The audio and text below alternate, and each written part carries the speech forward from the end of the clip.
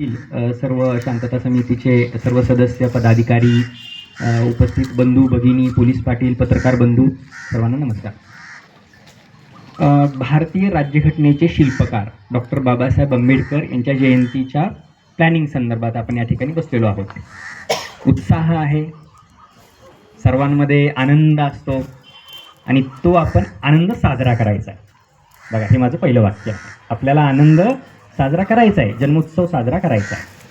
पण कायदा आणि सुव्यवस्था ही राहावी ही मी तालुका प्रशासनाच्या वतीनं तुम्हाला विनंती करतोय.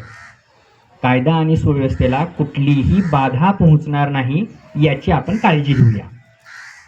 आता देवणीचा गेला 1.5 वर्षाचा मला अनुभव आहे.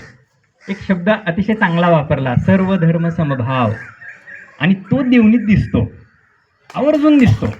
प्रत्येक जयंती पुण्यतिथी कार्यक्रम मी असतो आणि तेच चेहरे तेच सर्वजण आपण एकत्र साजरा करतोय याचंच मनापासून कौतुक वाटतं आणि म्हणून तुम्हा सर्वांचं अभिनंदन त्याबद्दल. आता साहेबांनी एक अतिशय चांगलं एक उदाहरण दिलं, भारतीय संविधान. मी संविधानावर 2 मिनिट बोलणार, पण कारण मला राहवतच नाही. संविधान अंगात शिरलं ना की बोलायचीच गरज नाही. संविधान डोक्यात आलं ना काहीच नियम सांगायची गरज नाही, तुम्ही आम्हाला सांगायची गरज नाही, आम्ही तुम्हाला सांगायची गरज नाही. तो माणूस चांगला बनतो, माणूस घडवण्याची ताकद आहे त्याच्यामध्ये. एक छोटंसं उदाहरण सांगतो. म्हणजे वाचनामुळे काय होतं, वाचनात खूप ताकद असते, खूप ताकद असते वाचनामध्ये.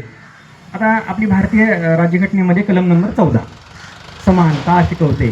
तुम्ही आणि मी समान आहे, लहान मोठं नाही. कलम नंबर 15 जात धर्म पंथ कुठलाही भेदभाव मानायचा नाही. किती मोठी गोष्ट आहे. कलम नंबर 16 समान संधी. तुम्हाला 1 मत, मला पण 1 मत, समान संधी. मी काही वेगळा नाही, मला 4 मतं नाही, तुमच्यासारखेच मला पण 1 मत. कलम नंबर 17 कुणीही अस्पृश्य नाही, लहान नाही मोठं नाही, सगळं मानव जात समान आहे. कलम नंबर 18 कुणीही राजा नाही, जनता शासन आहे. कलम नंबर 19 सगळे स्वातंत्र्य आहे, आपल्याला पूर्ण स्वातंत्र्य आहे आपल्याला, कारण विचार बोलण्याची लिहिण्याची आपल्याला स्वातंत्र्य दिलेलं आहे. कलम नंबर 20 कुणी कुणाला पकडू नाही शकणार, मत मांडू शकता. ही ताकद आहे आपल्या संविधानाची. असे खूप सारे त्याच्यामध्ये कलम आहेत की जे आपल्याला शिकवून जातात, घडवून जातात, आणि ती वाचनाची प्रेरणा आपल्याला ह्या जयंतीच्या माध्यमातून घ्यायची आहे.